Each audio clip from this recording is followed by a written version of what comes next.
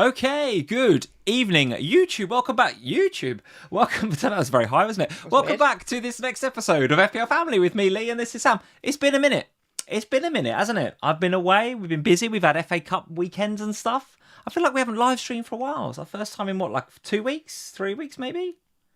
Yeah, FA Cup weekend last weekend, so we didn't do one then. And then, yeah, you were busy swanning around. Busy swanning around places. So, yeah, nice to see you all. Thank you all for joining us here on FPL Family on a Sunday night for the first Sunday in, 2 or 3 weeks.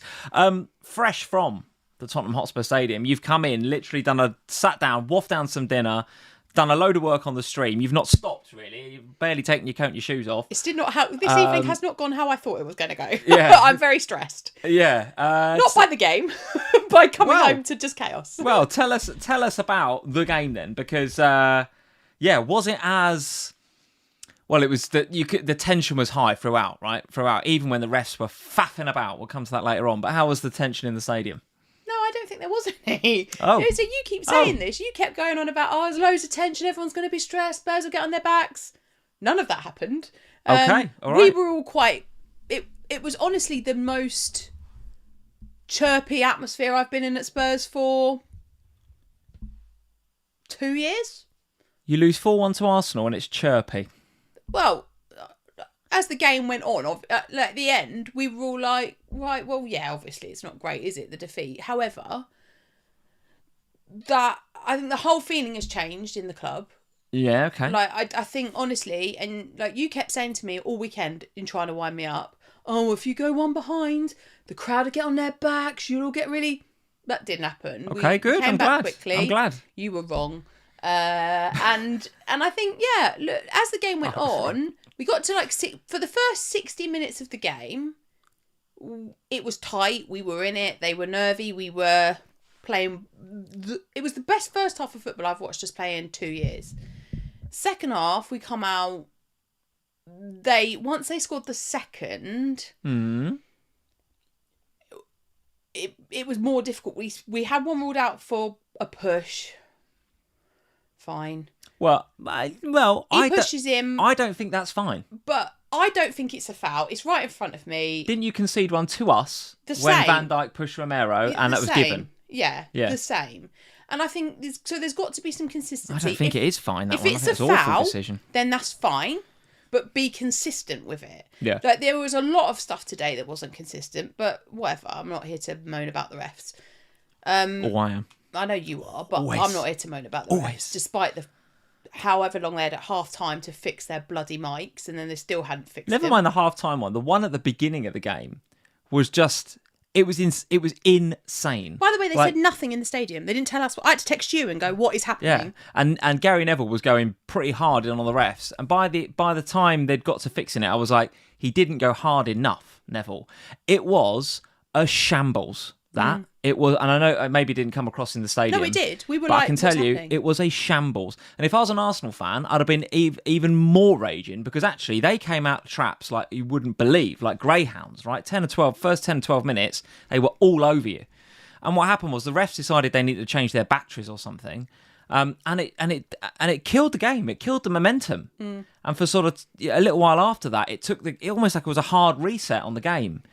And I know Arsenal come out 4-1, but if that result of that game goes a different way today, I think the Arsenal fans would rightly, in my opinion, have been aggrieved about how that happened and how that played out at the beginning of the game. I thought it was a disgrace, honestly. It doesn't take much for me to go in on refs. We know this.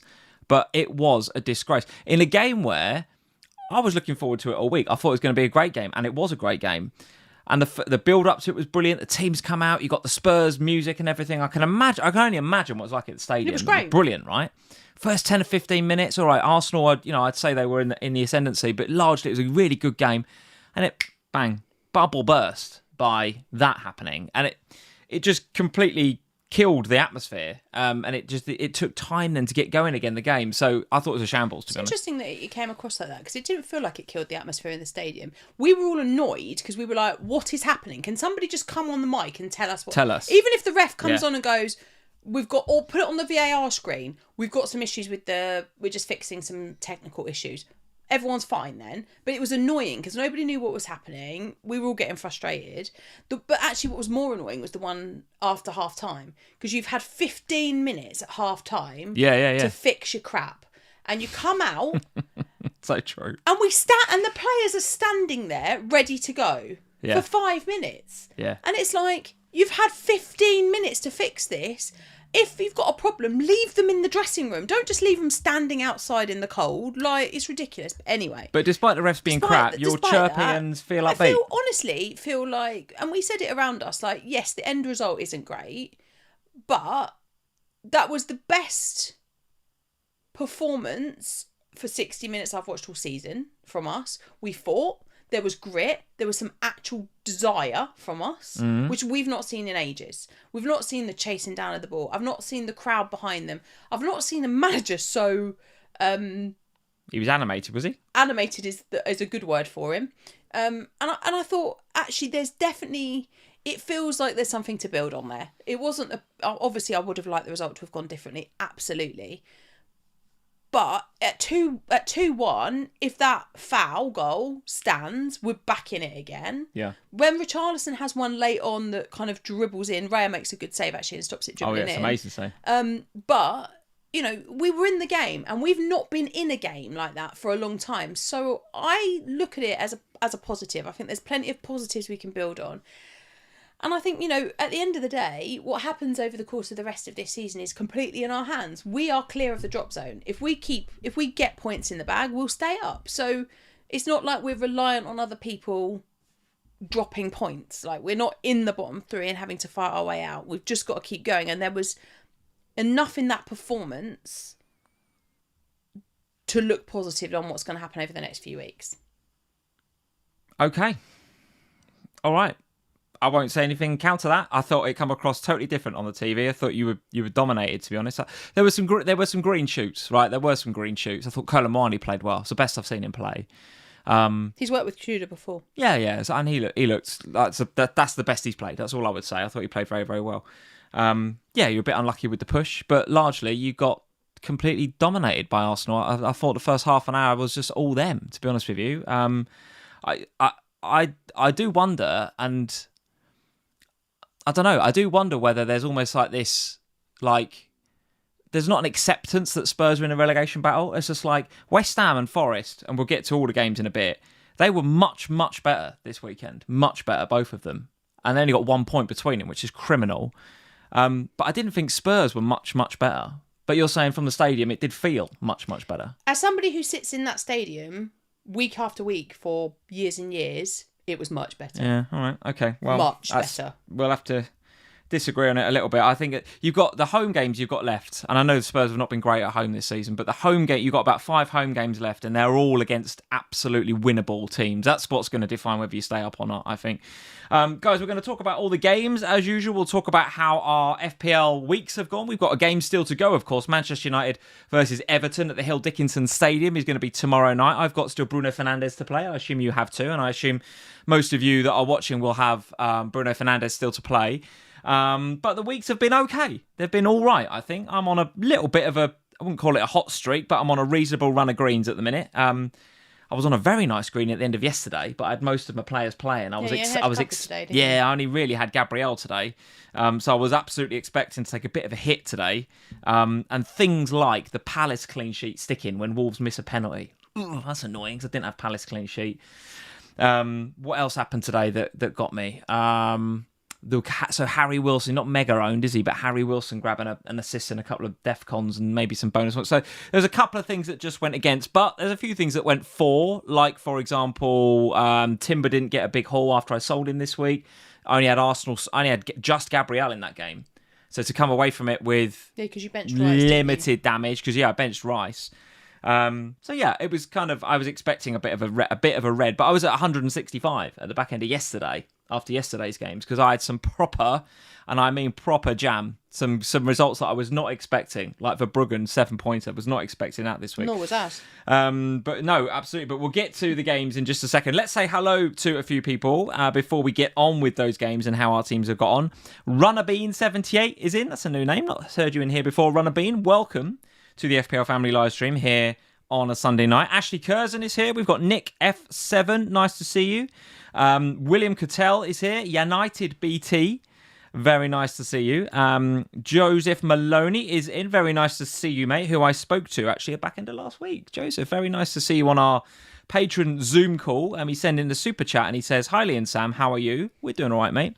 Great chat during the weekly on 37 with Bruno tomorrow. Yes, mate. So 37, not a bad score for this week. Not bad. Hopefully the chat was useful. Joseph is one of our actually long-term patron supporters. Been supporting us for some time. So Joseph, thank you very much for supporting us. And yeah, I had a good chat with him. One of our Zoom calls last week. So hopefully that was useful to you, mate. Kevin Jenkins is here. We've got Clacko752. Haley and Sam. Hello, mate. Louise B is here. Who else have we got? We've got Mark Dixon. War Hornet is in. Steve Kingdom FC is here. Nicole is here. Hey, Nicole. George is here as usual. Hello, mate. Nice to see you. Gordon Smith, a whole host of you in this evening. So welcome to the FPL Family live stream. Thanks for bearing with us a little bit at the beginning there.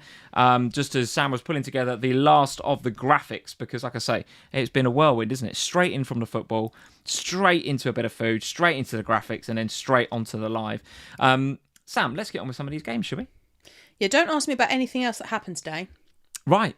Okay. Because I haven't seen any of it. So you'll have to talk about those, however many other games there were today by yourself. But we can talk about yesterday. All right. I shall do my best. I'll do my best.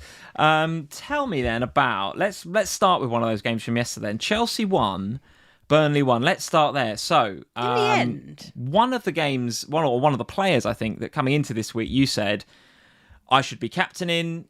I'm a bit worried that he's not in my team from your perspective, was João Pedro. And after 4 or 5 minutes, I thought, oh, God, she's absolutely right. I should have captained him. And I bottled it, guys, honestly. You were faffing like you can't believe about the captaincy. Do you know what? I've never seen you be like that before. Yeah, I was very, very indecisive about captaincy this week. Yeah, I've never seen that from you before. Because we went on Sky Saturday morning, and I had it on João Pedro, for those of you that caught us on Sky on Saturday morning. But I even said when we were live on with Haley, I said, look, I reserve the right to change that because I'm not sure. And then we're in the car on the way back, and I basically didn't talk to you for the whole journey, right? Because I was just my head in my phone, flip-flopping between Haaland and João Pedro. And then you said about Semenyo, and that got in my head a bit as well. So I was like, oh yeah, it's just a pretty good shout as well. And then somebody mentioned on Twitter about Thiago, and honestly, I was all over the place with captaincy this week. But after about 5 or 6 minutes of this game, I thought I've made a boo-boo. Yeah, because you moved it to Haaland. Because I go Haaland in the end, yes. And I thought maybe João Pedro... Yeah, after this, I thought, well, João Pedro is going to go on and get more goals at home to Burnley. And actually, he didn't. And in the end... Burnley are a bit unlucky they don't win this game right at the death. Well, maybe. And there was a bit of... I don't know, Chelsea fans, tell me what you think. But, you know, I saw the videos, as we all did during the week, of them having a lovely time in Dubai, João Pedro and Palmer and all the rest of them having a lovely holiday this week. And I don't begrudge any footballer a holiday, right? Liverpool had a bit of a break this week as well. Some of them went away.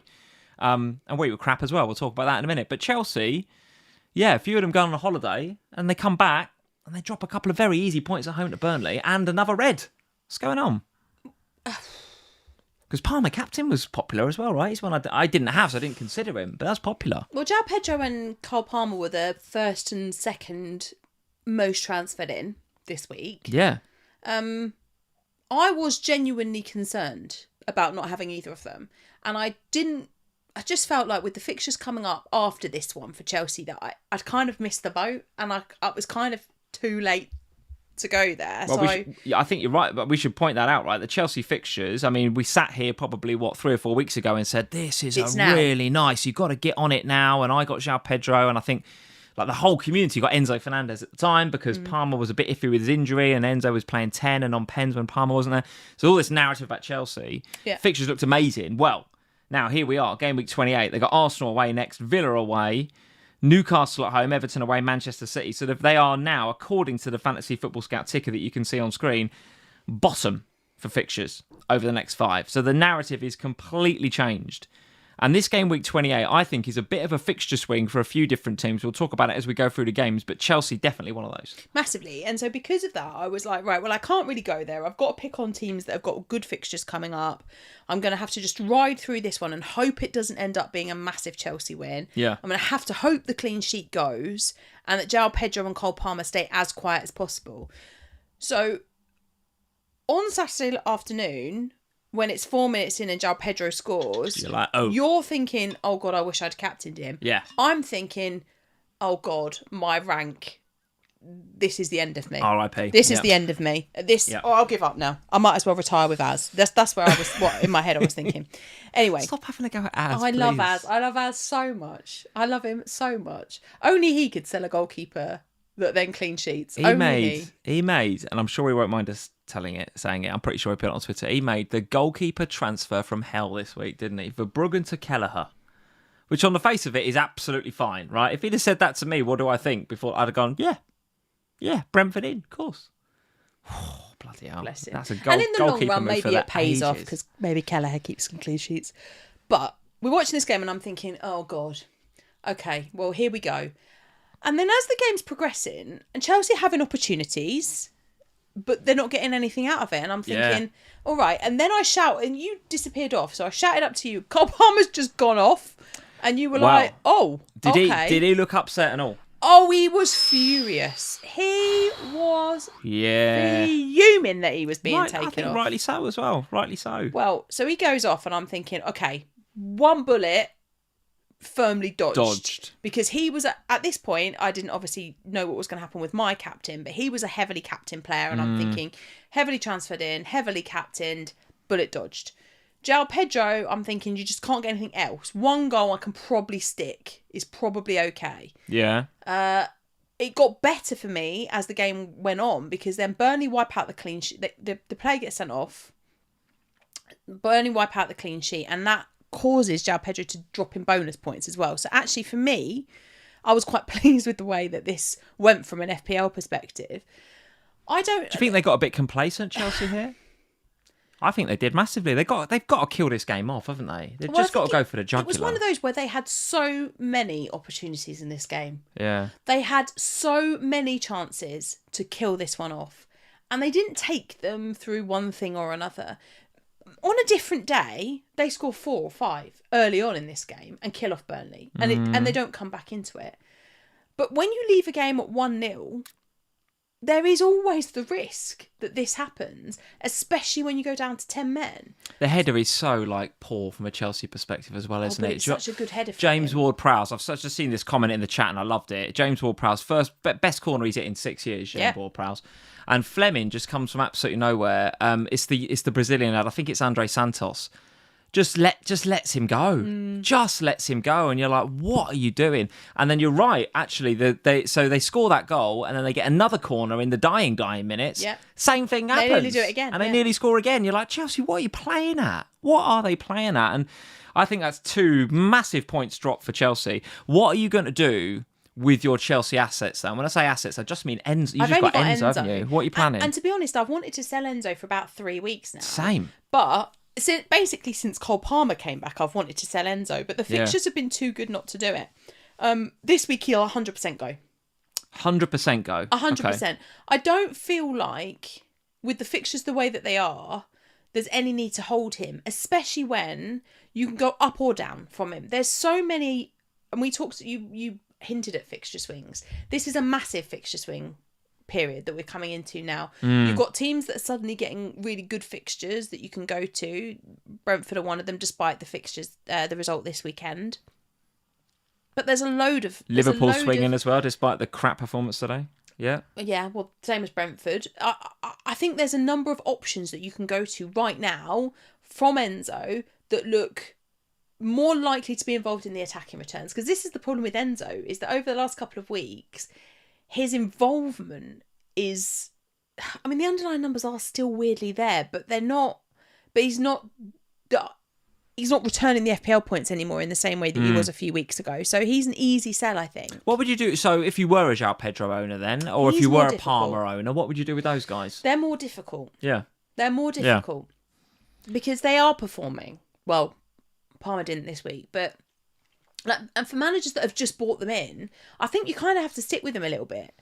Now, if you've just bought João Pedro and Cole Palmer in this week, given the fact that we've got a blank game week coming up and you probably got Arsenal, Man City and Palace, maybe you got Wolves assets, you've got to find a way to deal with them, surely, ahead of dealing with somebody like Cole Palmer or João Pedro.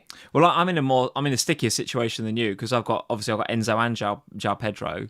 But your team, having wildcarded and got transfers in the bank, is in a much healthier position than mine is, because I've got all these players that will or probably will blank in 31, right? I said this a few weeks ago. I've said it on the Ohana podcast, if you've been listening to those on a Thursday via our Patreon, is that, you know, I've got 3 City and I've got 2 Arsenal now. And 1 transfer?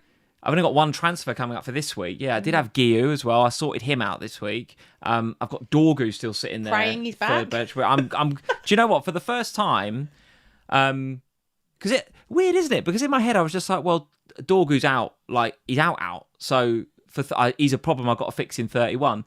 But you said to me when we were walking around town Saturday, you were just like, he might be back by then. I thought, she might be right, actually. So I was trying to work out how long he's been out for, and therefore how many more weeks it is. So I did what every good FPL manager does. I go down a bloody rabbit hole, didn't I? I started looking at his agent's Instagram. Right. And his agent's Instagram has got videos of Dorgu in the gym, and it says he'll be back, you know, if not immediately, then he'll be back, you know, back on the pitch soon with a sort of strong emoji. I was like, oh. Well, if he's got a month. Back. He's got a month. Maybe Dorgu just stays. I don't know, guys. Like, what the hell? Maybe I just ride out the Dorgu injury the whole time. Ridiculous. So if Dorgu does look like he's back for 31, I might just keep the bugger. Do you know what I mean? It's ridiculous, isn't it? But I still have Enzo and João Pedro. I love the fact you stalked his agent. I know, stupid. Isn't it? That's what we do as FPL managers, isn't it? This is the levels we go to. I mean, of all those things to stalk. It's silly, isn't it? But just go and check on the Man United website. Oh, that'd be silly, wouldn't it? No, stalk his agent. Of course, that would be silly, wouldn't it? So because of those 2 Chelsea boys sitting there, and because I've got the Man City and the Arsenal assets still sitting there, and Dorgu, it's like, well, I'm not blessed with tons of, you know, luxury transfers that I can make between now and 31 to get an 11 out. So actually, the Chelsea boys moving João Pedro or Enzo is a bit of a luxury for me. Like, I don't really want to have to spend one of my transfers doing that. Yeah. So João Pedro, I think he can stay. Oh, for me, sure. he can definitely stay. Enzo, what's their game in 31? Who have they got? Let's have a look. Good question. Manchester City at home. No, that's 32. Everton away, which is fine. Feels okay. You can definitely play. Whether you want to keep Enzo is one thing, but João Pedro, he's absolutely fine to hold. And if you've got Palmer, he's fine to hold as well. And I've had to look at my team. I've sort of had a look on FPL team about the next couple of weeks. I could bench Enzo. Like, Enzo is benchable for the next couple of weeks. And then maybe, so Arsenal away, maybe I bench him. Although the way that Arsenal are starting to concede goals, let's not beat around the bush, you know. Villa away, mixed form from Villa right now. Newcastle, Everton. So I don't know. I mean, I don't want to, right? And I saw as I was coming onto the live stream, I got a little fix notification on my phone saying Enzo due to drop in price 80%. So people are already, I've seen it in the chat, people are already jumping off of Enzo. It sounds like you are as well. I want to, but I don't know if I'm going to be able to, as well as get 11 out for game week 31, unless Dorgu gets fit. I don't know. It's interesting though, isn't it? Because I think like my planned transfer this week was to go from Enzo to Florian Wirtz. Maybe this is a little segue into talking about Liverpool in a minute, but obviously then while I'm walking into the Spurs or towards the Spurs stadium, I get a text from you to say Wirtz was injured in the warm-up today. Yeah. I thought, should we move it on to that then? Because I don't think we're not discussing Burnley other than fair play. They got a point, but they're still dead and buried, aren't they? You're still not going to invest from an FPL perspective, are you? You're not We're- going to get any Burnley players in. No, we're not getting anyone there. But let's jump to that today then. Let's jump to Forest 0, Liverpool 1. I have so much I want to tell you about this, guys. But go on. No, because I want to hear about your Wirtz thing, right? Because I did text you to say just a heads up because I knew you were thinking of Wirtz for, if not for this week, then next. Well, yeah. And he then does an injury in the warm-up. Now, Slot come out after the game and said he felt something in his back. Now, you've got to be careful with backs. I mean, you put your back out, you're done for the season. So he felt something in his back, didn't want to risk him. He put Curtis in there. It didn't but go well? He didn't. Wait for that. In a minute. But then I think Slot said something about Wirtz. It's, they don't think it's serious, right? So eyes on it, but they don't think it's super bad. I've heard we don't think it's serious from about other players in the past though, and then they've been out for a couple of weeks because their view of I don't think it's serious isn't the same as mine. Like the difference is with Slot is that he's so stereotypically Dutch and honest, isn't he? That he never tells. If this was Eddie Howe or Arteta, that Wirtz is done until 2028. No, but I didn't mean Slot that. I just meant like when when they say, oh, he might not be out for long, they can mean like 1 or 2 weeks. But in FPL, 1 or 2 weeks is a long time to be out. Do you know what I mean? Yeah, sure. It's different, isn't it, between what they think and what we think? For sure, we got to keep an eye on it. But I don't think it's going to affect him. Like when you saw the performance today, I mean, bloody hell, they just didn't know what they were doing without him. Frankly, it was just awful. Do you want to say anything about this game, or can I go into a massive rant about how crap we were? I can't say anything about this game, even if I wanted to, right. Because all I can tell you is that for the last 5 minutes, I was stood in the south stand. It was quite quiet still up there at that point, and when I'm at Spurs, when it gets into the game, sorry slackers, but I turn them on mute while I'm watching the game, because otherwise my phone in my pocket goes vroom, vroom, vroom, vroom, vroom, vroom, vroom, and I'm like, oh. So, but I have it on right before the game kicks off. So I feel it go. I look at my watch and it's like McAllister, and I was like, oh, yes. And then which one? The first one. The first one. Then it got ruled out. Then there was another one. So that saga of McAllister scoring, not scoring, and then there being eventually a goal is all I know about what happened in the Liverpool game. So I'm going to sit here nice and quietly, drink my Pepsi, while we listen to what you've got to say. Well, listen, George is in the chat. He says, Bonfield, be positive, you got 3 points. Mate, I am over the moon that we've got 3 points out of this game, because let me tell you, that was complete and utter daylight robbery. We've gone to Nottingham Forest today with a mask on and a cape and a bag of swag. We've stolen 3 points, and we are running back to Liverpool faster than you can say top 4. Honestly, it was one of the worst halves of, and we've had some crap with Liverpool so far this season, haven't we? Oh yeah, we have had some crap. Oh. Let me tell you, that first 45 minutes was utter bullshit. Honestly, it was terrible. Why? I don't know. Curtis Jones played like a player that had been told 2 minutes before kickoff he's going to play. Well, he was. I know, but he played like it. It was just, everything was so slow. It was awful. Just noticed. What I've done to my ring must have been when I was clapping today. Look how bent it is. I know. It's so bent. That's the Kolo Muani goal.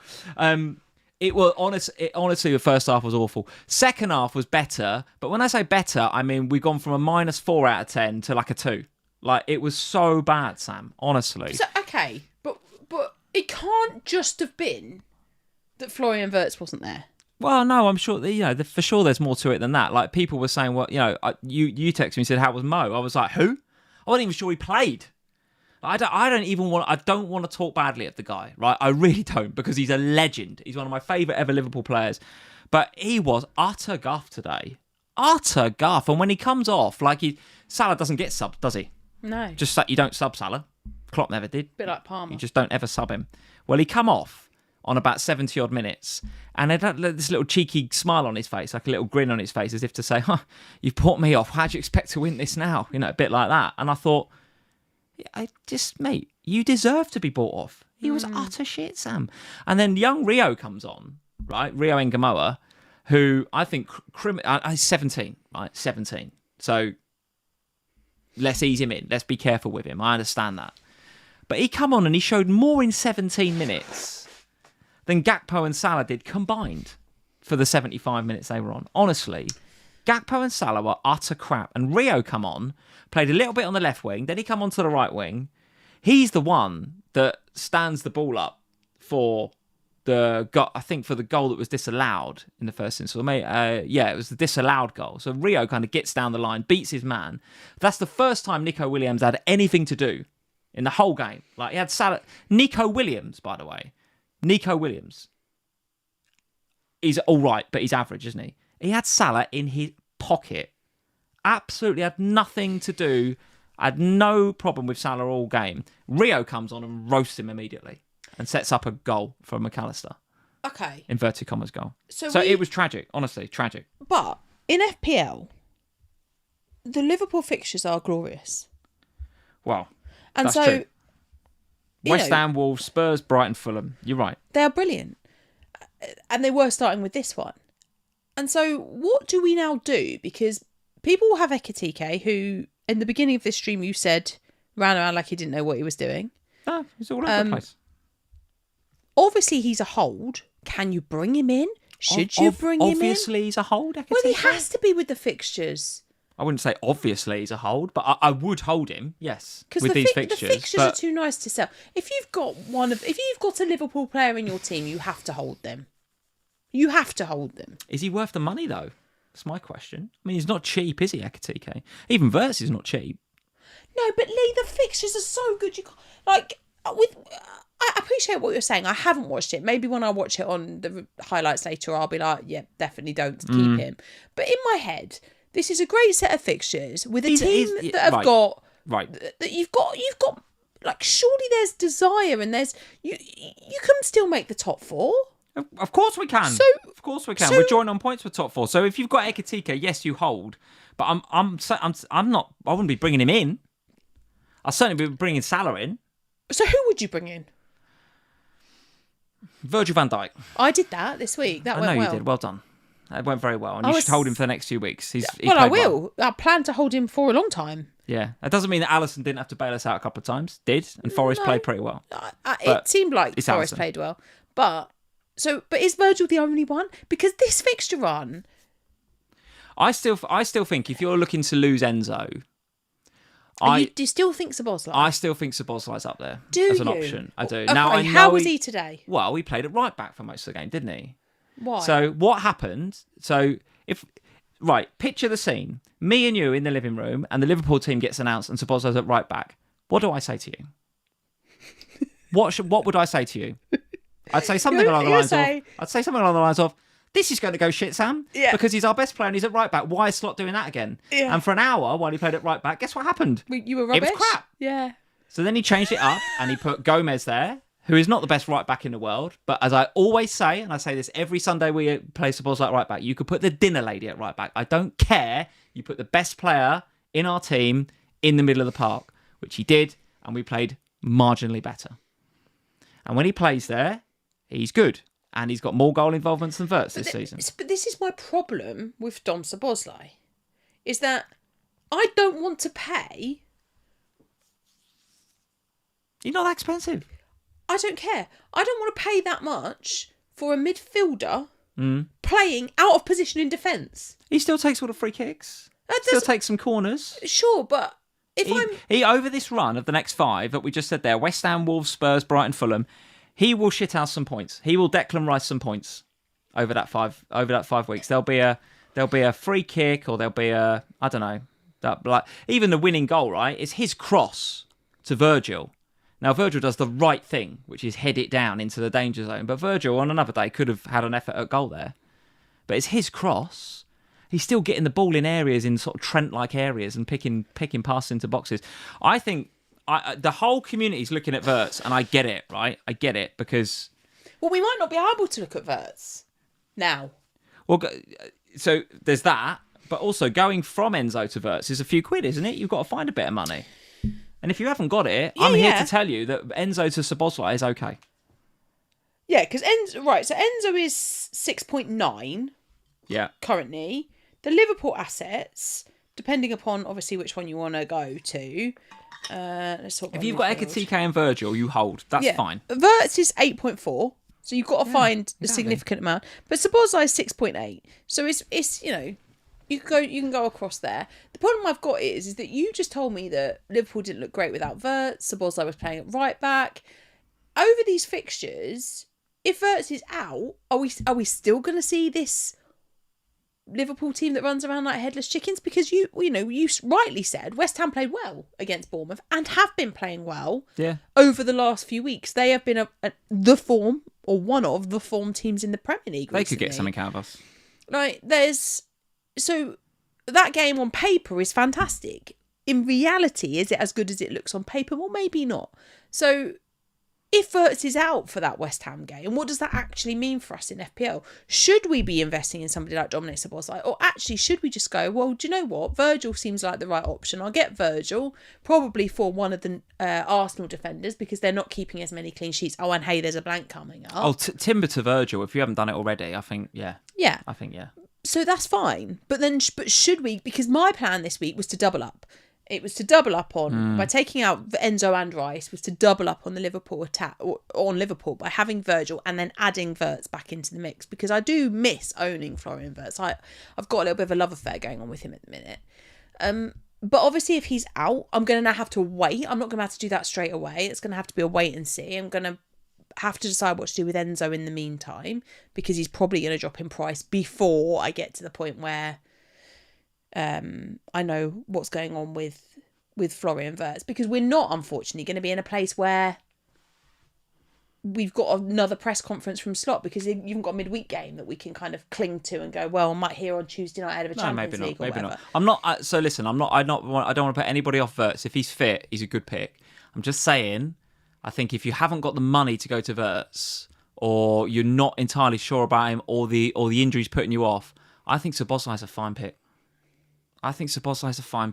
If you've just got one free transfer and you desperately want to get rid of Enzo or Rice or Declan Rice, I think Szoboszlai is a fine pick. Okay. Honestly do. Forest? Yeah, improved. Anderson? Yeah, improved. Where was Anderson playing? In a more advanced role, actually. Interesting. Okay. Yeah, in a more advanced role. So yes, he was still doing a lot of the DEFCON stuff. Yeah. So, and I think he, I'm almost certainly got it again. Chat, you can tell me. I'm almost, I saw a tweet saying that's like his 12th consecutive DEFCON or something ridiculous. So he's still doing all the Anderson stuff. Yeah, he did. Got 19 of them. Mad. Absolutely mad. So he's still DEFCON monstering it up, but he was in slightly advanced positions. He did take a couple of shots on today. There's one that whistled past the post that Alisson was watching, right? So, okay. Yeah, they were much improved. I think if I was a Forest fan and I was coming off the back of beating Fenerbahce in Europe and then saw this performance, like, I'd be pretty stoked for that. I think that's two pretty good. But they were robbed here. Let's not beat around the bush. They were robbed. We did not deserve to win. And I don't even think we deserved to draw.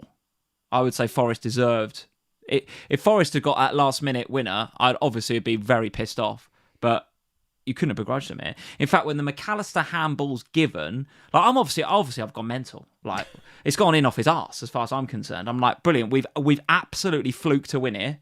We've fluked one. Beautiful. You know, how many games have gone against us this season? Here we go, Liverpool fan. Oh, sob story. How many VAR's gone against us? We're going to get one here. Brilliant. God. Off of McAllister's backside for a 1-0 smash and grab. Perfect. But it didn't come off his bum. It came off his elbow. And then apparently it comes off his elbow. What's he supposed to do? Like, what genuinely supposed to do? I know it's the rules. I know. Before you come at me, I know it's the rules. It hits his elbow. Therefore, it doesn't matter whether it's deliberate or not. It's handball. I understand that. But it's still complete bollocks. So I'm thinking it's a goal. I've gone crazy. We've gone 1-0. And then VAR rules it out. And I'm effing and jeffing about VAR, aren't I? Of course. But I'm glad I wasn't with you today. Once I've got over that initial 10 seconds of we've been screwed by VAR again, I was like, actually, in the cold light of day, that feels a bit of justice, to be honest with you, because we did not deserve to win that at all. So then when Maka obviously pops up with the winner, I've gone mad again. And then VAR tried to do us out of that one as well. Why? What's wrong with that one? You've not seen this, obviously, because you've been out and about. But I'm telling you, so there was a VAR check for whether Van Dijk was offside for the header. Right. Was he? Well, draw as many lines as you want. I don't think there's conclusive evidence that Van Dijk was onside, put it that way. In fact, in the cold light of day, some of the images look, he's very offside. What? But the semi-automated says that he was on, so I'll take it. It's fine. Well, I'll take it because he got me some points. But correct. But listen, I think, that was lucky. It was everything about that was lucky. Really? Anyway, let's move it on. But Forest, yes, improved. So hold Anderson if you've got him. Would you buy Anderson? Would I buy Anderson? Let's have a look at their fixtures, Forest. Are they going to get out of this? Brighton away, Man City away, good Lord. Fulham, then the big game against Spurs, the relegation 6-pointer in game week 31. And then Villa at home in 32. Would I buy Anderson? I don't think I would still. But that's because, unlike I was called on Sky on Saturday morning, I'm not a boring FPL manager. Oh, you are boring. I'm not boring. Oh, leave from FPL family. You are boring. The fact that you... Anderson if I was boring. The fact that you moved the captaincy armband from João Pedro to Haaland because you are an absolute wimp and boring as hell. Get the finger coming out. You are boring. You are... Hayley McQueen was 100% correct. You are boring. She called me boring, didn't she? No, she didn't call you boring. She called you boring. Okay. And you were. Well, this boring manager is quite a lot higher than you in FPL. Still a boring let's bastard. Go to Saturday. George is in the chat. He's not going to enjoy this one. Brentford 0, Brighton 2. George! What happened, mate? George, what happened? Where are my points? What happened? genuinely would love to know your thoughts on this, George. He did put a couple of comments in the Slack over the weekend. He said that they weren't good. As usual, George goes every game to Brentford, right? George said that at home, and they were not good. To be fair to George, I'll call him out when he's wrong. But before the game even kicked off, when the team sheet came out, and your Michael Coyote stated case, that went well. When Michael Coyote wasn't in the squad, George said we won't win this game. Well, see, George is in the chat now. He says, no Coyote. That was it. It can't be. It's got to be more to it than that. George said before the game even kicked off that they would not win the game without him. And alas, they did not. Okay. All right. So maybe he is I did more important than just the long throw-in. Well, I did mention on Sky when we went there, he was my differential for the week, Michael Coyote, because there was nothing it wasn't in just there. For the week. It was for the next few weeks. So if he comes back next week, okay, thanks. You might get away with it. Thanks, I'll take it. Yeah. Mine didn't do well either. But when I was doing that state your case, I was talking about the fact that he's got more final third touches than any Brentford player. Yeah. He's created the second most amount of chances after Damsgaard. He progresses the ball well. So he is important to them. So George is absolutely right. And why wouldn't he be? He watches these guys week in, week out. He is important, but I just struggle to believe he's that important that they would lose 2-0 to, let's face it, a struggling Brighton side. And make Brighton actually look good. And make Brighton look good. Zeitgul and a few others in the chat saying Thiago missed a few. Maybe there's a bit of XG underperformance there from Thiago. Their fixtures continue to look all right though, right? Burnley up next, right? So if you've got them, you're not selling, right? And then Bournemouth away, Wolves at home, Leeds away, Everton at home. So they're playing against bottom of the half, bottom of the sides, bottom of the table is what I mean. bottom half of the table sides over the next 5, including actually playing in 31, unlike a few others. So listen, I didn't buy Thiago just for game week 27. I bought him for this next little run here. How would you feel about Dango Atara, Sharda, even Coyote if he was to come back next week, which I assume he will? How do you feel about your Brentford assets? Well, Sharda was benched, wasn't he? Yeah. And then came off the bench. He chose to stick with Lewis Potter. Yeah. He likes Lewis Potter, doesn't he? Yes, he does. I prefer Sharda, but, I'm not Keith Andrews. It's up to him who he starts. I still think that the Brentford fixtures are there to invest in. Don't turn into a crap team overnight. And we got to expect, if Coyote is the main reason they lost this game. What's wrong with him? I don't know. Is he ill or is he injured? I don't know. George will tell us, right? But if he's back next week, then you've got to assume that they're going to go away and smash Burnley, won't they? I mean, despite Burnley getting a point at Chelsea, you'd back Brentford, wouldn't you? You would back You're not going Brentford. to sell. The chat's asking, is Thiago a buy? I still think he is. I would still buy. I still think he is. I don't know about the others. If you got Atara, I don't think you're selling, are you? But is he a buy now, him and Sharda and others? Well, it depends, doesn't it? Because if you're looking for... If Wirtz is ruled fit and you want to take money out of Rice to upgrade Enzo to Wirtz... I still think Dango's fine. Yeah, George is saying Cody was a precaution. He's also saying that he fancies Sharda to start at Burnley because they were so much better when he came on. I thought you looked better when Sharda came. But I always think I'm a little bit biased because I really like Sharda. He's one of my... Why? He's one of my weirdly favourite Premier League players that I can't really tell you why. But when I watch him... do you know when I have one of these players from other teams, I just decide I really like them. Yeah. Sharda's just got something about him. I love the way he plays. I like what he does when he's on the football pitch. All right. And I really like owning him in FPL. So he is one that I'm looking at because I think majority of people will go for Dango over him. But I like Sharda as an option. But I obviously was put off that at the weekend. Like one of the reasons I didn't use the extra transfers this week that I had to change up my midfield was because I didn't know the Dango versus Sharda thing felt too difficult to call.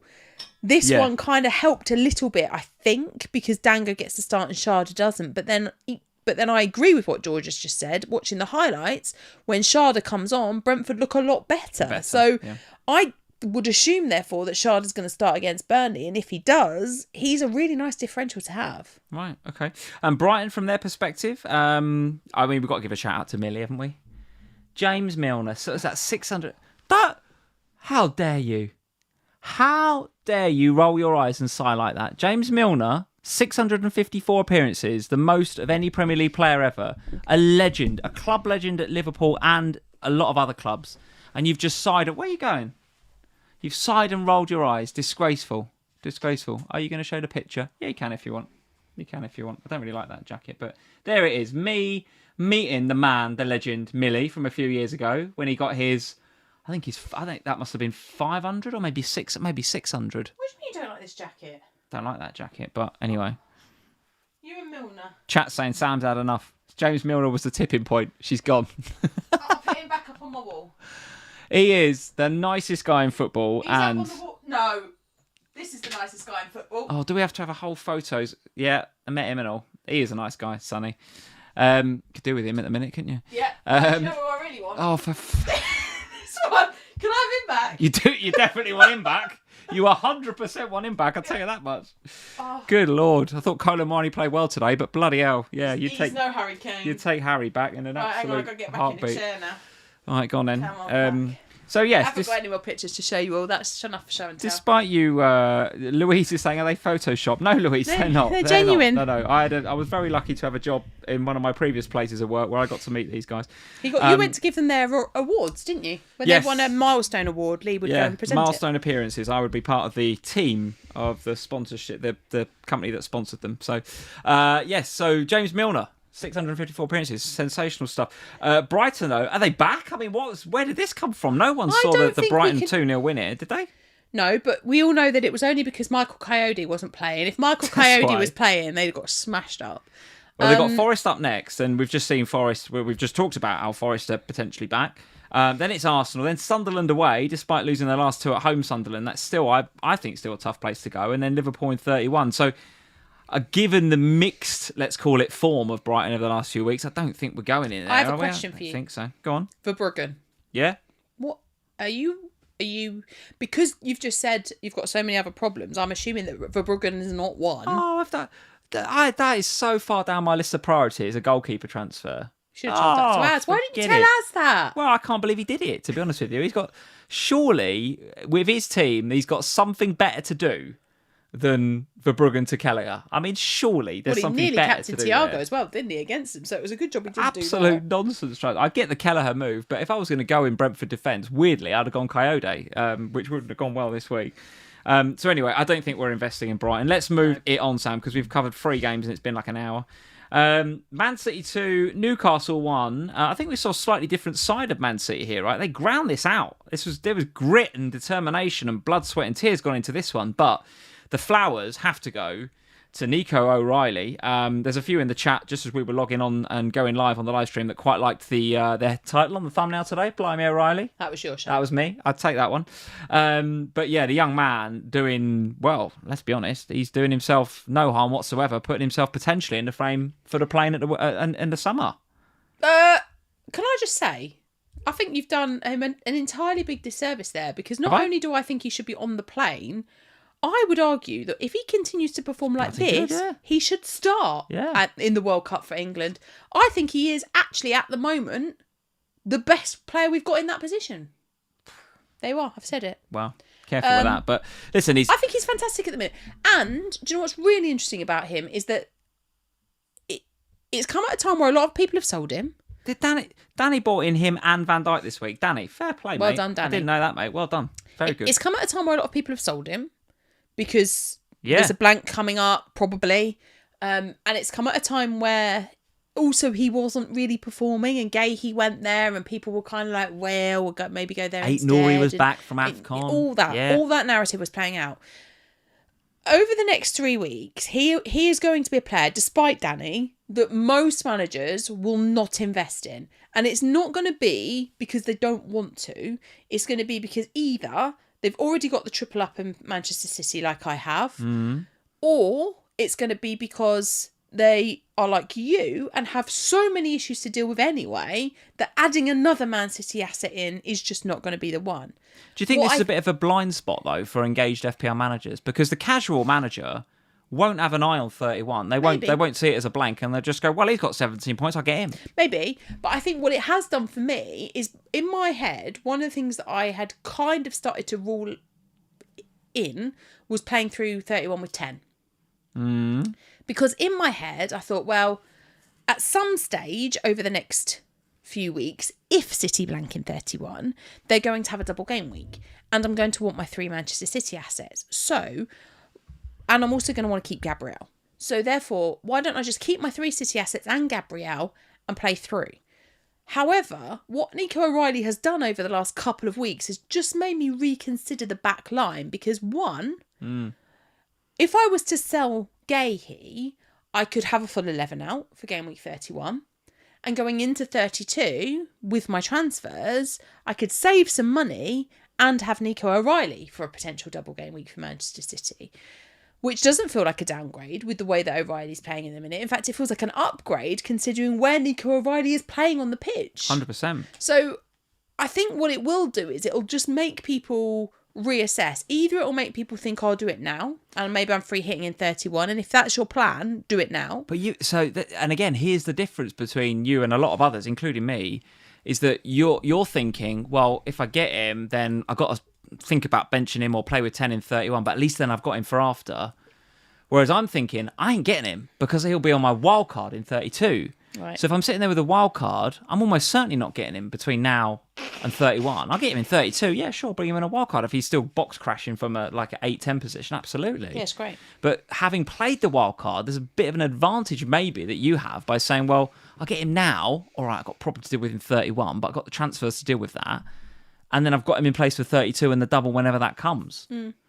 So that's a bit of an advantage, I think, that what people that have played their wild card have over us that haven't. Is because us that haven't will be like, well, he comes in 32. Maybe. Yeah, maybe. I just think it's really interesting because over the next 3 weeks, what people decide to do with Manchester City and Arsenal in particular is going to be quite telling. Yeah. By the way, I don't know if, for those of you that watch this game, he's in obscene positions. He nearly hat-tricks. He very nearly scores a hat-trick. There's another opportunity where he box crashes. And we both went, not again! And it goes wide, I think. I think it just went wide. Or he missed it, I think. But just his positioning in open play. There. Like, Haaland's dropping and being a bit more creative lately. And he's the one, bombing on. It's like, what the hell? It's great. It's absolutely mad. The one thing, just as a sort of a mini aside, I don't want to go too off at a tangent because I'm quite good at that. No. I don't like it so much for, in particular, Semenyo, but also for Haaland when Mamouche plays. No. Mamouche is a greedy player. He likes a shot. There was a few, I don't know, City fans or those that watch this game, tell me if you think differently. But there was a couple of moments in the game I noticed when Mamouche picked it up in nice central areas and the runs were there. Yeah. Semenyo was making the run. Haaland was peeling off. But he chose not to and he has a shot. Now, 1 in 5, 6, 7, 8 shots will go in and it's like, oh, Mamouche, what a shot. Brilliant goal. But I'm telling you, I think that's one of the reasons Pep hauls him off early because he's just like, fucking hell, mate. Just play in Semenyo. He's right there. And as a Semenyo captainer from your perspective and as a Haaland captainer for me this week, there was a few opportunities I thought for points when Mamouche just took a shot when he should have played a pass. It was frustrating. I went different with my captaincy this week and in the end I thought it was going to be 1 point different or 2 with the captaincy. In the end it wasn't. It was 2, so 4 with the captaincy between Haaland and Semenyo. But it was really frustrating because there were a number of moments late on where I could not believe that Semenyo hadn't got anything. It got DEFCON, but that he hadn't got anything from an attack perspective in this game. It was entirely infuriating. But I think you're right. I think Mamouche's involvement in that game did have an impact. It had an impact on his position. It had an impact on what he was doing because there were a number of times where he made the run and there was one in particular I remember and Semenyo makes a gorgeous run off and it's like just peels. feed him it he's right there and he takes the shot and Haaland does the same on the other side. It doesn't really matter which one he goes to, feed either of them and it's a goal. Instead he takes the harder shot and it doesn't go in and it's difficult and frustrating. How do you feel about the big man then? I mean it feels a bit like a non-question for Haaland because we don't really need the money. Had Salah done something this week we'd all be going or Palmer maybe we'd all be going okay. But because we don't need to, none of us are really looking at Haaland. But in a team that is now clearly not geared entirely around getting him goals. Like if you go back to last season before, the whole setup, everything was about feed Erling and he will score. Yeah. This team is, well, if you get it to Mamouche, he'll shoot. Semenyo is there to take the goal burden away from Haaland. Cherky will chip in, right? It's not all about Haaland anymore. And here he is chipping in with another assist, and as captaincy, I think he gets a bonus point as well in this game. So, listen, we'll take those points, I guess, in a week where we're pretty low scoring anyway. We'll take it, I suppose, as a Haaland captainer. But I'm telling you, this team now is not entirely geared around getting Haaland goals. Will he still get goals? Yes, of course. And he takes a penalty. So I'm not thinking of selling him at any stage. No. But if any of you out there have got a strategy to sell him because there's stuff you want to do with that money, or there's something else you want to do in that forward line, I don't hate it. It's brave still because of the ownership, but I don't hate it. The one thing I will say is that as a non-Haaland captainer this week... Yeah, how did you... Yeah, go on then. It wasn't comfy. It still didn't feel comfy? No. That's an ownership thing though, isn't it? Not what you're watching. Yeah. Yeah, it is. Because... Well, even when I was watching it, like there were, particularly towards the back end of that game, when Marmoush goes off, there were a number of opportunities where Haaland, and I'm like, no, not Haaland, anyone else. And it was fine in the end. But I am acutely aware that I took a risk. It's backfired because Semenyo had to outscore Haaland for this to work, and he doesn't. He could so easily if Marmoush plays him in a couple of times. I know that, Lee, it's mad. But it's one of those where it has had a detrimental impact on my rank by not captaining Haaland this week. And that is enough to make me not... I'm trying to gain rank here. I'm not trying to tank my rank further. Yeah. And it feels like if you take out somebody that's owned by...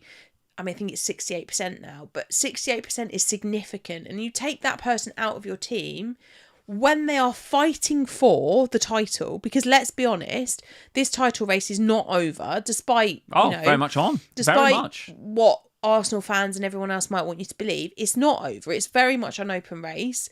Yes, Arsenal are ahead at the moment, but they have played a game more, so we do have that to consider. Okay. And there's a massive game where they play each other in game week 33. So this is a team that is focused and driven. And there was fight about Man City and there was grit about Man City in this one. Like, they went out there to prove a point, didn't they? In this one. I understand all of that, but... I would not take out Haaland. I wouldn't either, but I also wouldn't put anybody off it. But where are you going to go? I've just spent 5 minutes talking about that. No, the fact that we don't need to means we won't. No, it's not but even the money. You can. But it's not even the money, is it? It's like, look up when you look at the front line, where you've just said Ekitike ran around like a headless chicken. All right, you could still go there. Thiago, yes, I think you still go there, but there was a whole conversation yesterday about whether you should bother. João Pedro's fixtures are about to swing. Ollie Watkins is pointless. Jokeres blanks. Well, he didn't today. Oh, in 31. Blanks in 31. I thought you meant just generally blanks. I was like, well, he was excellent today. He was good today. But he blanks in the 31. Who else? Where else? Who? Like? Yeah, I get it. Like, there's not even three. Yeah, so I get it. But listen, even next week, you're not captaining him, are you? You can do Bruno against Palace, surely. Surely that's what we're all doing. I can't remember what my bus team is on. on. We'll talk about that later on. So Newcastle. Anything to say?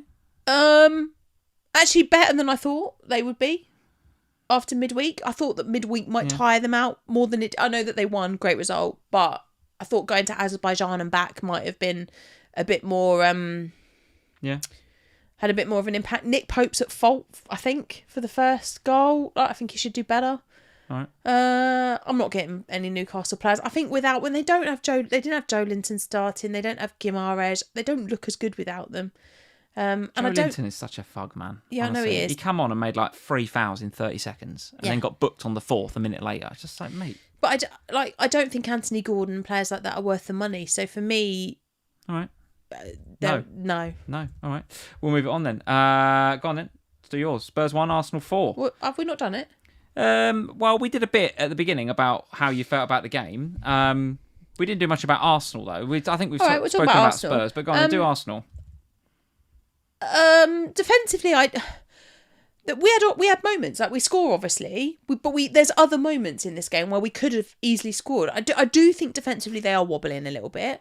I don't think you need the double up defensively anymore. If you've got the double up, I think you can definitely afford to sell, especially given you have the blank coming up in game week 31. There's individual errors in the Arsenal backline. The goal is Rice. It's Rice. An error. It's an error from Rice today. Yeah, that was mad, that wasn't it? Because when they scored the first goal, obviously, they're all crowding Eze and are celebrating and stuff. But then Rice gets them in a mini huddle. Yeah. He gets them in a mini huddle right in front of where I assume you guys were in the south. Yeah.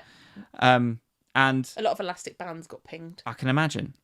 And he's there, and Rice is telling them all, right, calm down. He's giving it back to that. Concentrate. And he's doing that, and he's saying, right, because he knows it's a big game. He knows.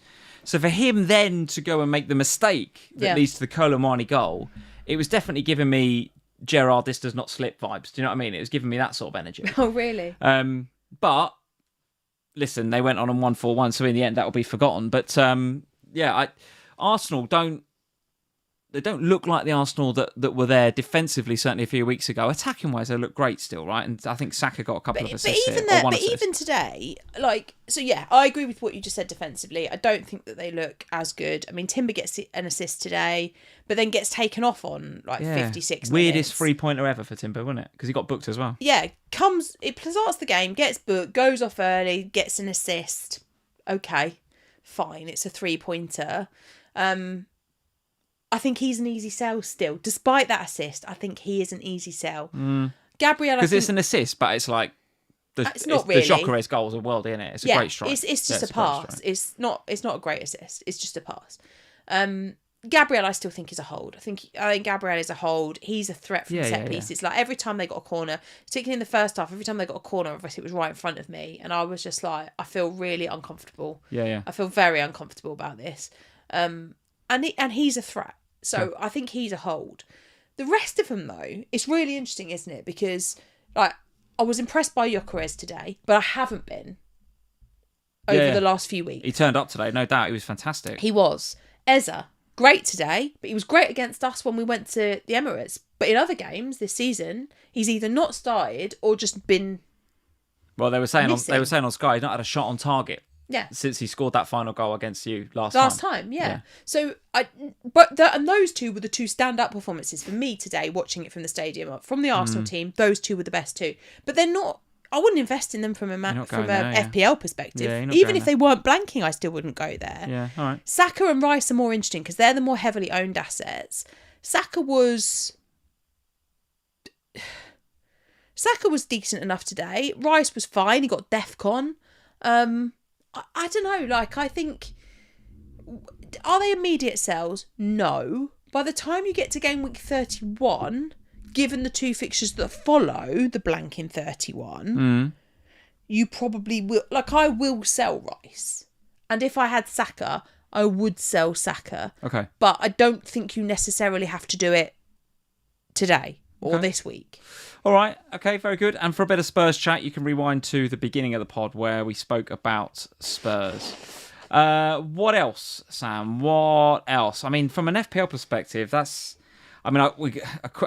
very quick shout out to Anton Stack because that's an unbelievable goal. Anton Stack, what a strike! That free kick. If you had Stack in your team, I mean, you're out your chair for that one. That was an unbelievable strike. If you've not seen it, go and have a look at Anton Stack's goal at Villa Park this weekend. Tammy popping up with another one. Low-key just making himself... He's just there, isn't he? On the FPL radar, he's just... When does Ollie Watkins get dropped for him? Well... what, you mean in terms of starts? Well, soon, I'd imagine, based on what we're seeing. Yeah. Soon. I mean... And if he does, is he a more interesting pick than Morgan Rogers? Well, so that's the question, I think, because we've all I really am got, telling you... What do you want to do with him? With Morgan? What, Morgan Yeah. You want to bin him off, don't you? I have wanted to bin off Morgan Rogers do it then. for weeks. For who? But the problem... Well, so this is the problem, Lee. Because for weeks now, I'm actually really... Every time I hear his name, it makes me angry. Why? Because he's been so utterly terrible for me. I appreciate angry, that there was a week a couple of weeks ago we got that 10-point haul. Yeah. What are you whinging about? Because for the rest of the time, he's taken up a space in my team and he's utter guff. And I just want him out of my life and not to see his face anymore. Wow. But because it's so Did not know damn there's so much infuriating, hatred for and Morgan yet Rogers. the fixtures are so nice, and it's one of those traps that I said this 4 weeks ago on a Q&A with Az. I'm going to fall in an Ollie Watkins trap because I don't want to own him. Everyone else is investing in him, and I don't want to. Who's getting Watkins? Rogers, sorry. Oh, right. He's been increasingly getting more and more ownership. I don't want him. Why are people buying him? He's utter guff, but the fixtures are nice. So I have to stay invested because the fixtures are nice and everyone's invested. Oh my God, honestly. How is it, if you, like, why are you so chirpy about Spurs and, like, this vitriol for Morgan Rogers? Where's this coming from? I'm not really. But, like, I've not said I'm going to get any Spurs players in FPL, have I? No, not at all. But, not yet. I'm sure they're coming. Well, I've still got... You got Van der Ven, haven't you? Yeah, but he just sits there looking pretty on my bench. That's what he's there for. Until I need a bench boost. Morgan Rogers is infuriating. He is an infuriating FPL asset to own. Well, look, it's Wolves, Chelsea, Man United, and most importantly, West Ham at home in 31. So I, for one, given the amount of problems I've got, won't be selling him. It sounds as if you are bidding him off tonight. I can't sell him because he plays in 31 and he's got good fixtures. Okay, good. Does anyone else feel like this about what? Is it just me? Just you feels this way about Morgan Rogers. I'm fine. I'm a little bit frustrated, but like he gets every now and again, pops up with an 8 or 10 pointer. Every now and then's not bloody good enough. He's my third midfielder. Ah, Lord above. Anyway, let's move it on. Oh, despise of him. Morgan Rogers is fine. He can sit Somebody there. tell him. Somebody send him a message and tell him, please. He owes us a lot of FPL points. Last couple of games, Sam. How on earth? I need to go back to here. Did West Ham not beat Bournemouth at the weekend? How on earth? Do you know what? I thought that this game was going to be anything but a 0-0 draw. In my head, going into this weekend, and in fact, we had a chat with Clinton Morrison about this game, didn't we? And I said, no, I think Bournemouth could get something out of this game. But I didn't think it would be a 0-0 draw. I expected some sort of chaos goal scoring because both sides defensively have had lots of kind of... there's been some question marks. Let's put it nicely. I bought James Hill in this week. That was my timber sacrifice so that I could afford Thiago, as I got James Hill in this week. Well, that went well. Well, I'm go into this game. I'm thinking, well, he's going to get the 4, won't he? Because he always gets the DEFCON, so he's definitely get the 4. Did he this week? And what happens? He gets a clean sheet and no DEFCON. Well, you take it because you got 6. And not only that, but I'm not sure that he was even that close. Yeah, look, if you scroll down a little bit here, 7 he got, so he wasn't even that close to the defensive contributions. I don't know what the difference was in this game. Between this game and other games, but listen, I will absolutely take the 6 and run because West Ham battered them. Well, I benched Senesi this week on the basis that I thought West Ham would score because West Ham have been great going forward. Yeah. But I was... Anybody you hate in this game? Anybody that you'd want to take out? No, I really like Senesi. I think he's nice. I like James Hill as well. In fact, I really like Jared Bowen as well. So there's a lot of... And do you know who I really like? Somerville. I think he is a top... In fact, I'd rather have him than bloody Morgan Rogers.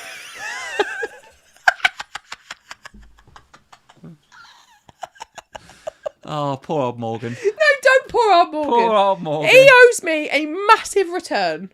And absolutely, in fact, he should send me a bunch of flowers in the post. Right, Morgan to Somerville then. You're doing that, are you? Well, no, because have you seen the West Ham fixtures? I haven't even considered them, to be honest with you. I think we're playing them next, aren't we? Yes, so West Ham, Liverpool, and then Fulham away, Manchester City at home, Villa away, and then Wolves at home. They've got to get something, right? But they're the ones under pressure. They're the ones without the points in the bank in the relegation battle. Maybe when he plays Morgan Rogers, I'll swap him. I'll swap him over. Well, I mean, Liverpool away, Fulham away, Villa away is 3 of their next 4. That doesn't strike me as, like, despite the fact that they've looked a little bit better. They have. No doubt they've looked better, and they should have won this game at the weekend against Bournemouth.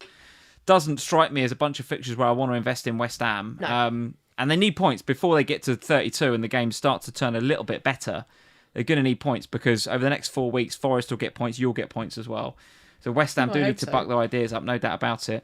Bournemouth, though, holding on to them. Yeah. Senesi, you'll hold. I got Senesi. Ryan, Krupi, you got Krupi, I've got right? Krupi. I was really reluctantly benching Krupi this week, and in the end, he didn't get anything, so it was okay. I really like Rayan. Now, that is a quality player. I tell you what, they've done it again, Bournemouth, haven't they? They've done it again. He looks sensational. He is really good. And so my plan, 2 moves this week, were to do, and for gameweek 28, were to do Enzo and Rice to Rayan and Verts. Now, obviously, I can't do that at the moment because I've got to keeping wait. Rodgers though, doesn't it? Yeah, fucking Rodgers. Honestly, That's 2 swears you've done today. Do you mind? Good job we don't monetize these things. Please, could you... Right. I'm gonna have to put not safe for kids. Could you please go back at the end of this and listen to how many times you sweared in your Liverpool chat? That's okay. I can swear about my own team. You can't swear about Morgan Rodgers. Oh, like I can. No, you can't. Oh, he's not that bad. I'm going to get a dartboard. See, look, George is in to stop with the F-bombs, Sam. Look, Sam, George. FPL family, not FPL swear at Morgan Rodgers. That's the Twitter handle. Go and get that one. FPL swear at Morgan FPL FU Rodgers. Oh, honestly, I'm so annoyed by him. But Rayan, I will have to keep Morgan Rodgers. Yes, annoyingly. Okay.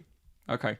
But look, I really like Rayan. I think he's top quality. He almost, as the chat said, he almost scored goal of the season. Daniel Banks, you're absolutely right. He nearly did. That was unbelievable goal, wasn't it? Or would have been an unbelievable goal. That's it, Sam. That's enough guff and waffle about all of that stuff. Let's get on to the game week scores. I'll start with 46. I've got the hiccups now. Yeah, not bad. There's a few 2-pointers in there. Enzo, Thiago, I was hoping for a bit more from. Obviously, Rodgers, who I think's great, love him, but a bit disappointing to get the 2-pointer. Hill's in there with so really, the stars of the show really were the 2 unexpected clean sheets. I mean, talk about a bit of jam this week.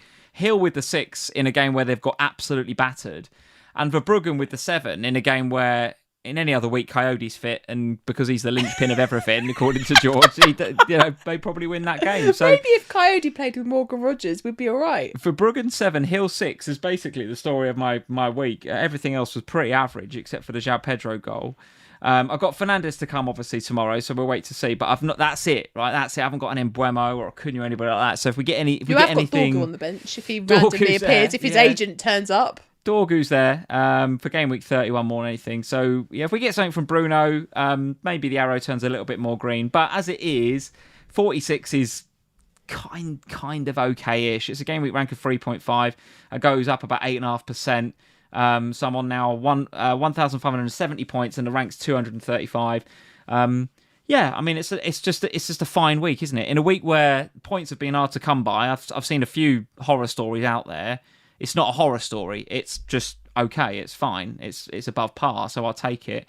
In actual fact, when I think back to when we've live streamed, I don't know, 4 weeks ago, 5 weeks ago, 6 weeks ago, I flirted. Well, as you know, and all you guys know that track this. Who you've been flirting with? No, I've been flirting with a million. That's what I've been flirting with, a million OR. Don't flirt with that. Been flirting around there for a very long time, and it just I was stuck there for ages, going between 900k and 1.2 for ages. And so now, having taken a bit of a step up to 600, I was 600 for quite a while, and I've just chipped away at it. I think this is about my 4th or 5th green in a row, but it has been a slog. It's been real chippy away and just taking real little risks around the edges rather than doing anything too crazy. But it has meant that in doing so, I have dug myself a little bit of a hole by keeping Semenyo, for example. A lot of content creators getting off of Semenyo because of 31. I'm keeping him there for now. Keeping my, up until this week, 3 Arsenal in place. I've still got Gabriel and Rice sitting there. Obviously, I had Guiu there up until this week. So those green arrows have come at some cost, and that cost is not being realised yet. But the cost will be realised in game week 31. Or between now and 31, when I can't really afford to do luxury transfers like Verbruggen out to a better goalkeeper, as you suggested before. I can't really do the transfer that I want to do, that everyone else will be doing, which is Enzo to somebody better. It's difficult for me to do that because a lot of my transfer thinking has to be game week 31 oriented, which is Man City out and Arsenal out, and crossing fingers that Dorgu's back. So I still am a little bit hamstrung between now and 31 with what I can do with my team based on how I've set it up. But I'm okay with it. 2-3-5 is fine for this point in the season. But your team doesn't look bad for next week, does it? Well, let's have a look at it for next week. I remember looking at it when I set the graphic up and thinking, by the way, if there's any player picture wrongs here, apologies. I did these very fast. That looks okay. But I think I was trying to get it all right. Yeah, it looks all right.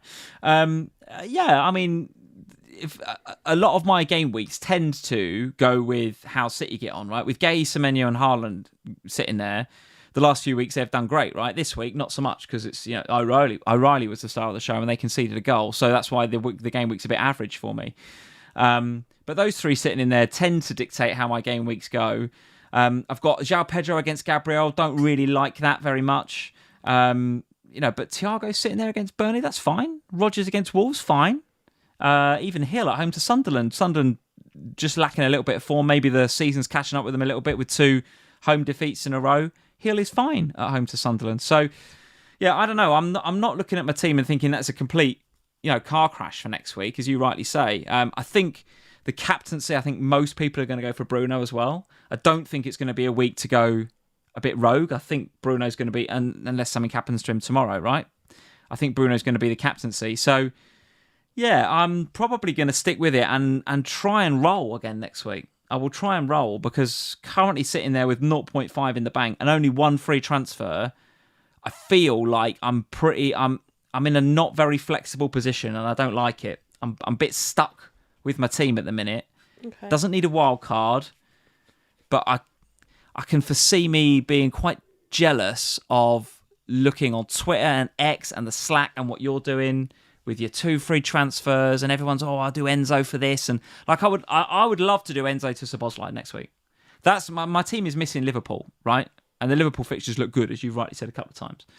Enzo to Szoboszlai I would like to do. But it's a luxury I probably can't afford. Probably. Because you've got 1 transfer going into 28. So you're going to have 29, 30, 31. You're going to have basically 4 transfers, aren't you? Yeah. To get your team ready for 31. Yeah. And you've got Gabriel, Rice, Semenyo, Haaland, Gahey. and Gahey. And maybe Dorgu. And maybe Dorgu. So you've got 5 transfers to deal with 5 players in the hope that Dorgu is fit. Yeah. Yeah. Basically, yeah. So I don't really have a lot of room to move and do anything too sexy. You have to keep Enzo, I'm afraid. And Morgan Rogers, you have to keep Morgan Rogers. Listen, I've not taken a hit all season. It could be I could take some hits. Right, I could do. Oh, you could take some hits, but does that team really need some hits? Well, but the other thing is, okay, well, Enzo to Szoboszlai next week. You put Szoboszlai in that team. Who drops out? I mean, João Pedro away at Arsenal. No, you still have to pay João Pedro. Don't mind João Pedro away at Arsenal. I don't mind it. I don't love it, but I don't mind it. What, Rice at home to Chelsea? Well, no, I think I don't mind playing that either. So, could I do that transfer? Yes, but then Enzo away at Arsenal feels like quite an easy bench next week. Yeah. And Tarko, goodness me, I don't know if he's ever going to get back in my 11 again. So yeah, the team. He will in 31 because you'll have to have him. He'll have to play. Yeah, he'll have to play. It doesn't need surgery, but it also I'm in quite an inflexible position. I think it's going to affect my rank maybe over the next couple of weeks, but we'll see. Let's talk about your score then. Bruno still to go as well, but 40 this week. 40. Saved a bit by Virgil, to be honest. Difficult week. And weirdly and unexpectedly difficult week. I liked my team for this week, and I was like, actually, I feel like we're quite well set up. I had 4 free transfers going into it, and I thought, well, I'll use 2. I'll get Thiago.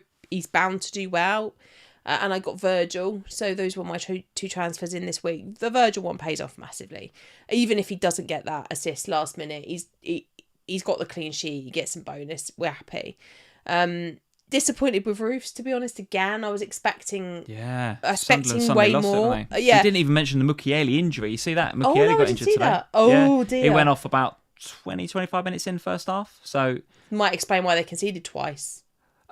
For sure, it'll have an impact, right? But Mukiele, of course, as heavily owned, if not more so, than Roofs.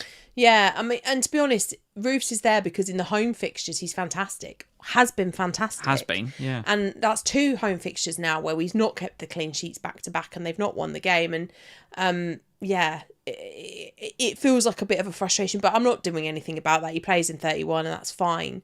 It's a pretty it's a close game week, isn't it? Look, if you look at my score, so what did I get? I got 46 and I'm at 3.5 for the game week, whereas you're on only 6 points less and it's 6.4.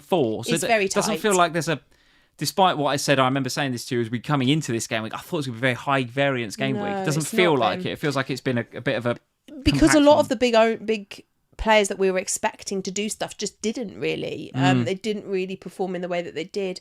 Rice with the DEFCON, that helped out today a bit as well. Yeah. Had I captained Haaland over Semenyo, couple more points. That would have been 4 more.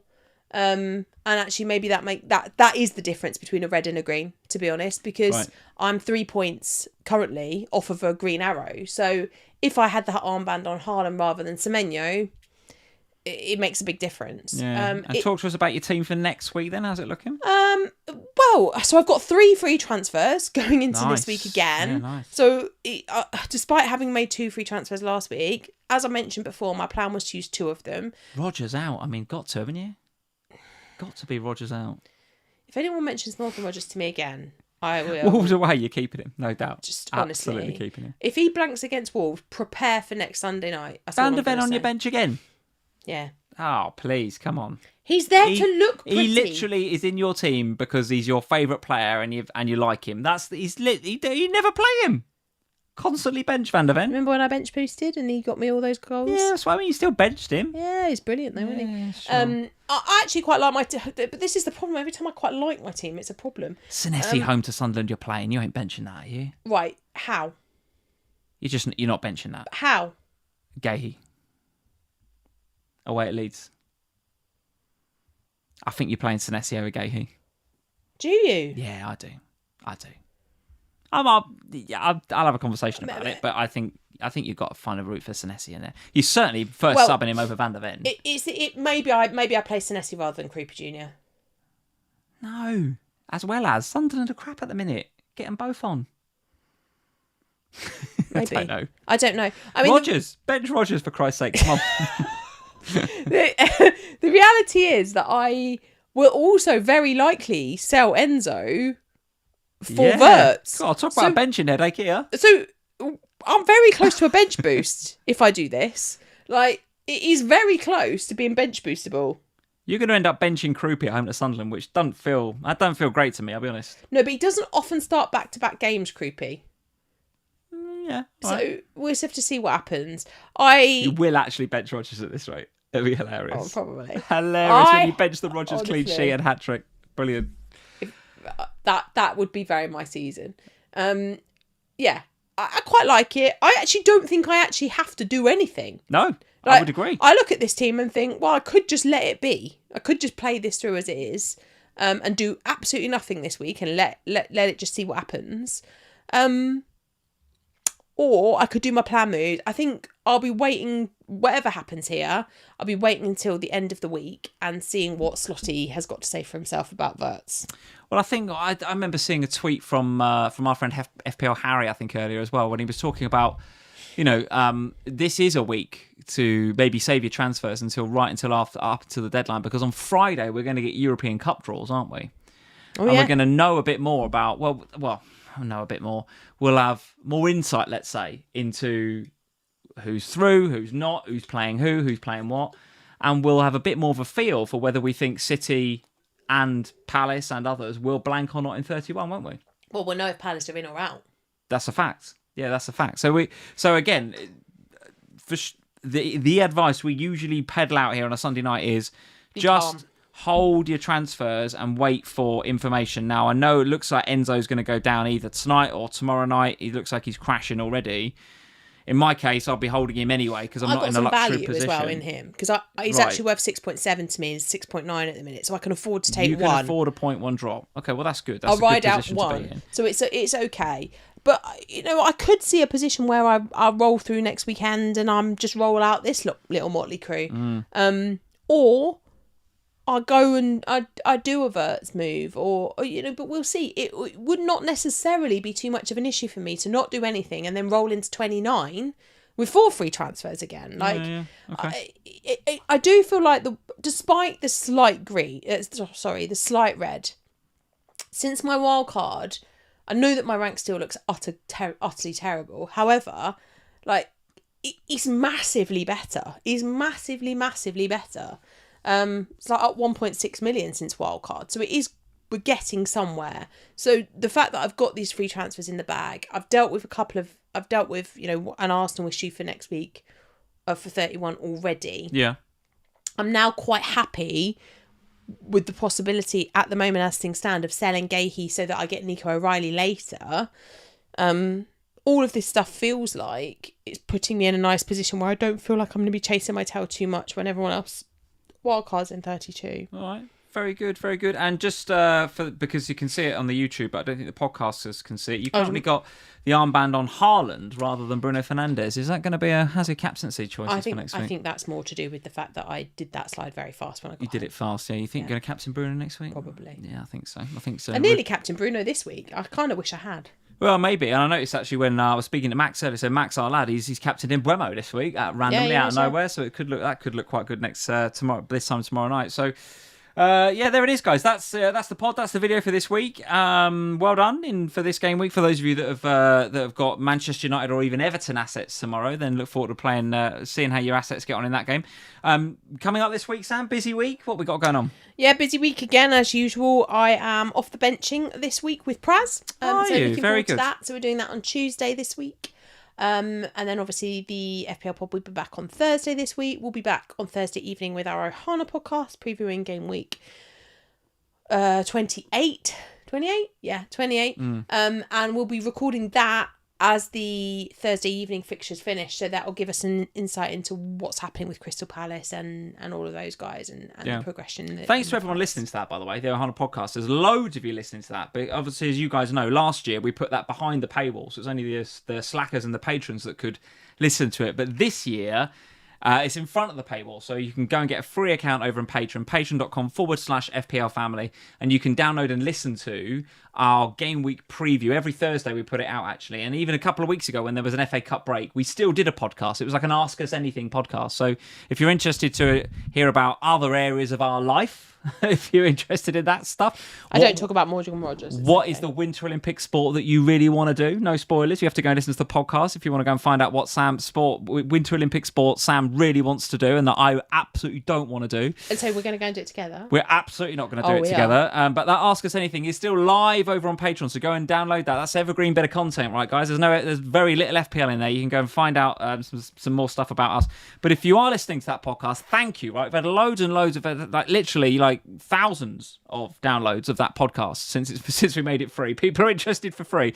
So if you are having to listen to it, thanks for listening to that. That will come out again on Thursday. We'll do another Ohana podcast. So get over to patreon.com/FPL family to go and get access to all of that stuff, as well as the different tiers in which you can come and support the channel. That's it for this week. Well done for this game week. We will see. Good to be back, isn't it? First of all, good to be back. Yeah. Good to be back. We're going to go and watch a match today. You can go and see what I saw on TV. I'm going to go and have a 5 minute of chill out. You go and chill for 5 minutes. You can see how bad Liverpool were today against Tottenham Forest. I'm just going to get upset watching it again. No, you've won now, so maybe you watch it calmer. I will watch it much calmer. I'll be fine. I'll be fine. Yeah, all right. I'm going to go and just make sure that Morgan Rogers is all right. I'm just going to go and make sure that Morgan is okay, because if he's watching... Morgan, if you're watching, for God's sake, pull your socks up. I need some points from you. There it is. On that note, we will end. Like, subscribe, all that good stuff. We'll see you next week. Cheers, guys. Bye, guys.